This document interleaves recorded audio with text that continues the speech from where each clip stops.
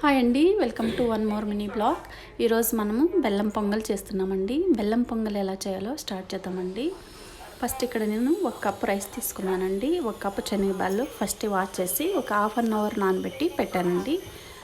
చూడండి, first stove on చేసుకొని ఇవన్నీ కూడా బాగా కుక్ అయ్యేట్టుగా కుక్ చేసుకోవాలండి. కవర్ పెట్టుకొని కుక్ చేసుకోవాలి. ఫస్ట్ ఒక ప్యాన్ చూడండి, బెల్లం పొంగల్ అంతా కూడా ఇలా బాగా ఉడికిపోయిన తర్వాత చూడండి ఆల్మోస్ట్ మనకు నీట్గా ఉడికిపోయిందనమాట.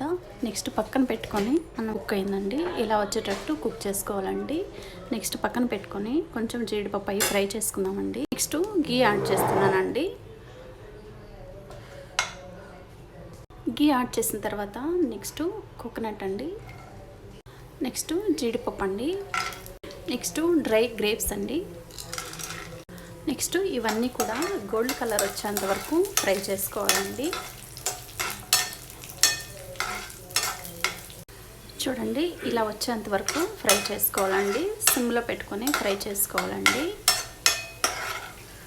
నెక్స్ట్ ఇవన్నీ కూడా పొంగల్లోకి యాడ్ చేస్తున్నానండి. నెక్స్ట్ పావు టేబుల్ స్పూన్ ఇలాచి పౌడర్ అండి. నెక్స్ట్ ఇవన్నీ యాడ్ చేసిన తర్వాత మరొకసారి బాగా కలిసేటట్టు మిక్స్ చేసుకోవాలండి. ఆల్మోస్ట్ మనకు బెల్లం పొంగల్ రెడీ అయిందండి. చాలా ఈజీ ప్రాసెస్ కూడా.